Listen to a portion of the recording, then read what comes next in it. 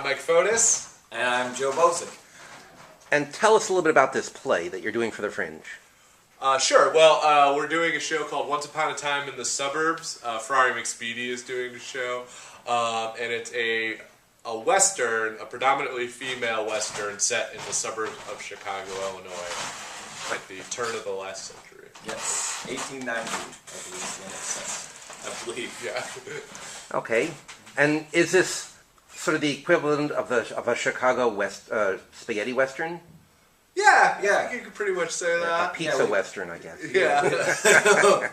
We take a lot of nods from some classic Westerns like Magnificent Seven, Wild Bunch, The Good, the Bad, and the Ugly. All those comedies. All those comedies. All those hysterical Westerns, Yeah. So how do you turn something serious like a Western into a comedy?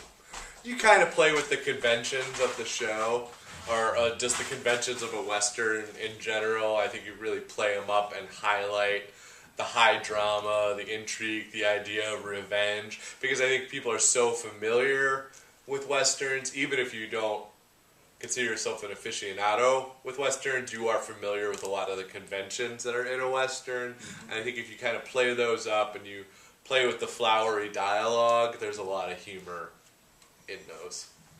So what films would you say are prep for your show? What should people see before they come? I don't think anyone has to see anything, but if you do see Magnificent Seven, if you do see... Darn it! I've been hit! Is it bad? No, it ain't bad, but it is my shooting arm. Give me your gun! I got me 2 shooting arms!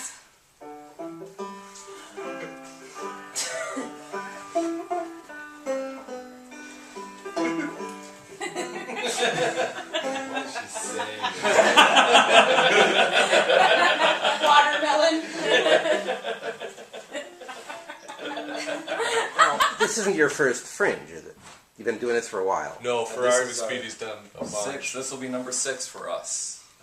We did the punk rock trilogy back in 02, 03, 04.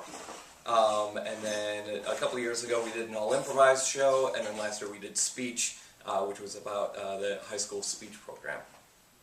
Yeah. And so what made you decide to do a Western? I think this one was your idea initially. Yeah, just in the broad strokes. Yeah. In the beginning, like we've always wanted to kind of do a Western. Mm-hmm.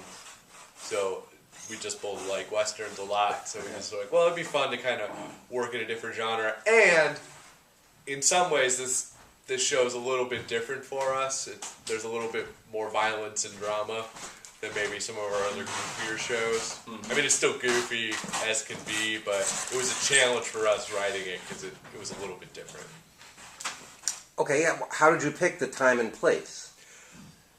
The majority of our, we are sort of doing so Speech took place in the suburb that we grew up in, and this show is about the origin of the suburb we grew up in. Yeah. And chances are the next several shows we do are going to be about or around the suburb that we grew up in, sort of like our cycle.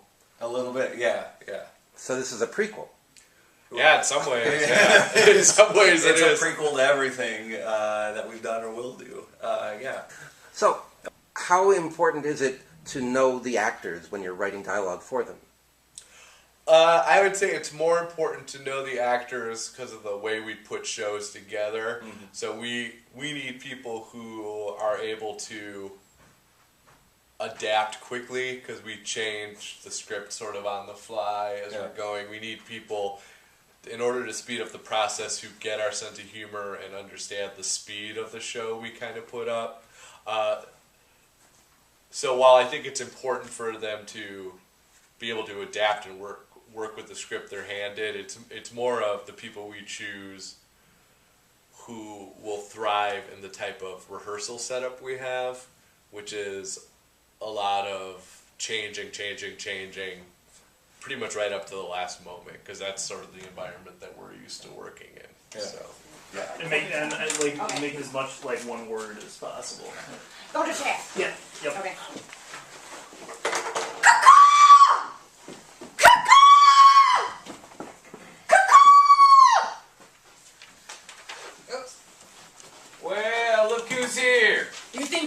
mosey in here and take over the town? Sure looks like I'm doing just that. You're gonna have to Can get we through. freeze it for just a second? So Brian, like I'm thinking, sorry, this is something as we're entering in, that's where we can have some kind of like banjo standoff music, so we have something to sort of enter into. Does that kind of make sense? So anyway, keep going. Sorry. Sure looks like I'm doing just that. You're gonna have to get through us first. I've got no problem with that. Well, you're gonna have a problem with that. Then I'll shoot me a solution. Well, is it always a work in progress? Do you tinker even during the Fringe? Probably won't tinker too much during the Fringe. We will probably end up, the only tinkering we'll do at the end at Fringe will maybe be after the first show, saying, okay, we have more room to play on that stage, just spread some things out, stuff like that. But we won't really tinker once the show goes up. After Tech, it won't tinker too much. Yeah. So what venue are you in? We're in Rarick Thrust. Yes. Well, that's a pretty big venue. Yeah, it is. But that'll be nice for us because we have a big cast. Yeah. And the expanse of the West, the Midwest, will look nice on that stage. So are you going to do the cycle of your shows? If they're all set in the same universe, are you ever going to do reprises of the old ones? Do them in chronological order or something? Maybe. That would be kind of fun. We should, Like yeah. an entire year-long season. Yeah. Maybe. That'd be fun. We should at least get one more in the Homewood Flossmore trilogy out, or that cycle, and then maybe we can talk about a remount of all of them. Yeah. I wonder what the next one will be. I don't know. So how is the Fringe, performing for the Fringe, different than other venues? I mean, you've got an hour, you've got an audience that's sort of milling about and just came from a show and about to go to another show. I mean, is it a good audience? It's a great audience. I love the Fringe. It's a weird collection of people that love theater and are like, they'll see 100 million shows all at the same time, which is great, and they're just the enthusiasm of that. And then you'll also see, you'll find audience members that never see anything. Like the only time they come out is when they come and see the Fringe. Yeah. And just that broad range is so much fun to experience. And just to sort of see what hits and what doesn't hit with that is always very exciting. There's an energy before the show, like a half hour before the show, especially at Rarick, but in Fringe in general, which I don't think you could really capture. It's fun just hearing people talk about the shows they like and what they're going to go see, and I think I think more than anything, when you talk about word of mouth, like Fringe is the only place where I think that is absolutely true. Like you could steamroll.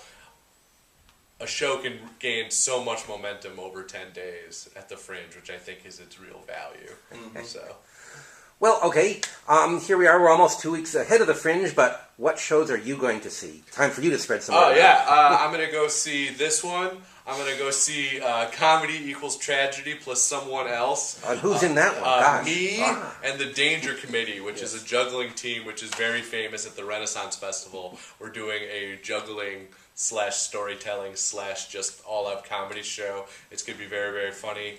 I'm going to go see Levi Weinhagen's Comedy Suitcase Show. I'm blanking on the title right now. I can't think of it either. But I'm going to see that one. Our Freaking Kids show? Yeah, go see that one. That one. Cat. Cat. Ben T.G. Mechanical Division show. Yes. It's going to be great. At least based on the trailer he has out. That's going to be really funny. What else? Tom Reed's. Yeah, Tom Reed's Disney show. Should be great. There's a lot of. This is going to be. I think it's going to be hard for people to have audiences to have a bad experience at this Fringe. Just looking at the list of people, like I know off the top of my head, there's people we're forgetting that are going to do great shows. So. Yeah. Okay, well, any last thoughts? Anything you want to end with? Please come see our show. Yep. What's the name of it again?